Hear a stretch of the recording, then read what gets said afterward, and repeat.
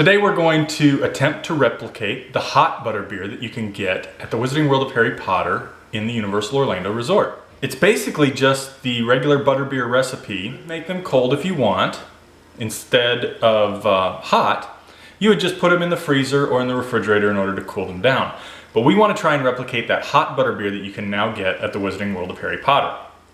This first hot butterbeer recipe is pretty simple. It uses a microwave, so you don't really have to heat anything. It only has 4 ingredients. You do have to play around with the mixture a little bit to get it just right. But we're going to go ahead and get started on this one.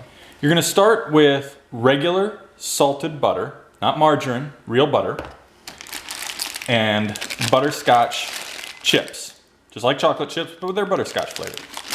So we're going to need a tablespoon of real butter. You want to put it into a microwave safe bowl, because like I said, you are going to be microwaving this one. And we need 1/2 cup butterscotch chips. You add that to the butter.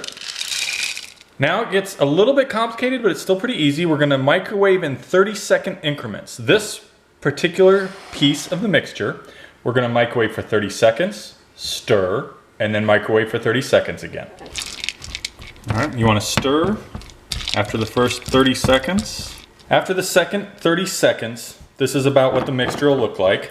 And at this point, you add in a 1/4 cup of heavy cream.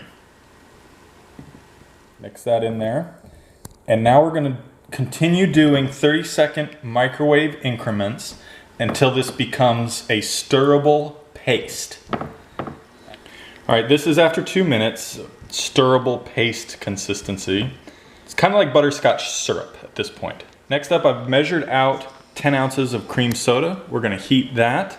I've used a really big mug. You probably want to do the same thing because you're going to take this mixture and add it into your cream soda after you've heated your cream soda. So you want to have enough space for everything. It took about a minute, even though the recipe calls for 1.5 minutes. You take your butterscotch mixture, add that into your heated cream soda. Oh, and look at that, it's already starting to look like butterbeer. We'll give it just a quick little mix with your spoon. Now let's give it a taste test. All right, let's try out this first hot butterbeer recipe. Very butterscotchy. Actually, it's pretty similar to the hot butterbeer at Wizarding World of Harry Potter. I think it needs a scoop of ice cream on top or whipped cream, and it would be perfect. So I added the whipped cream so that I could try it that way, because at the Wizarding World of Harry Potter on the hot butterbeer, they add basically a cold cream on top of it. Whipped cream definitely adds a nice flavor to it.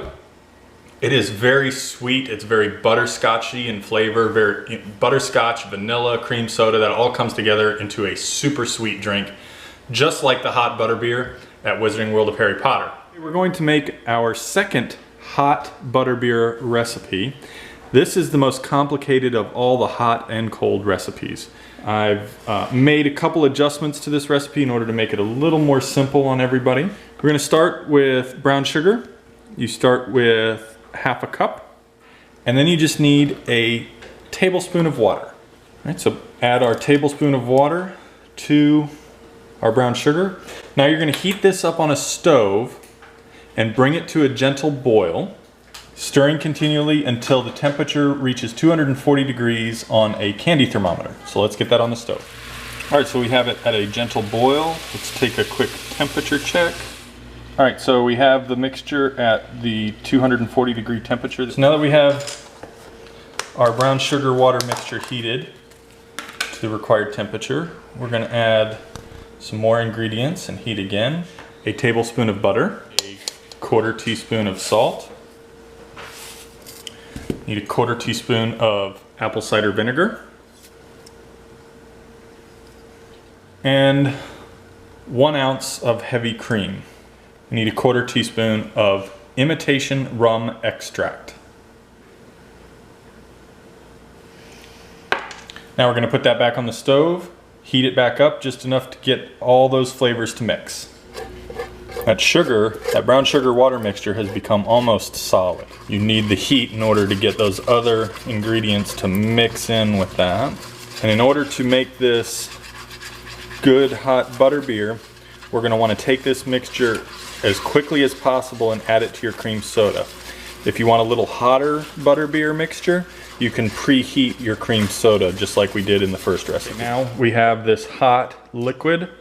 We're just going to eyeball it about 1/4 of the amount in each cup of cream soda. And now I'm just going to stir that mixture up to get our final product. Once you've measured it all out, you need to finish it off with whipped cream on top. The recipe has a way to make your own whipped cream for it. I went with easy in the can whipped cream. So let's give it a taste test. Kelly and I are going to taste test this one. See what you think, bud. Pretty much tastes like original, but instead more liquidy. More liquidy than the original butterbeer? I think you're used to the frozen butterbeer. That's probably why. No, I like the... He's right. It tastes a lot like the cold butterbeer, not the frozen butterbeer. It's very similar. That's about the closest I think we found to the real butterbeer recipe.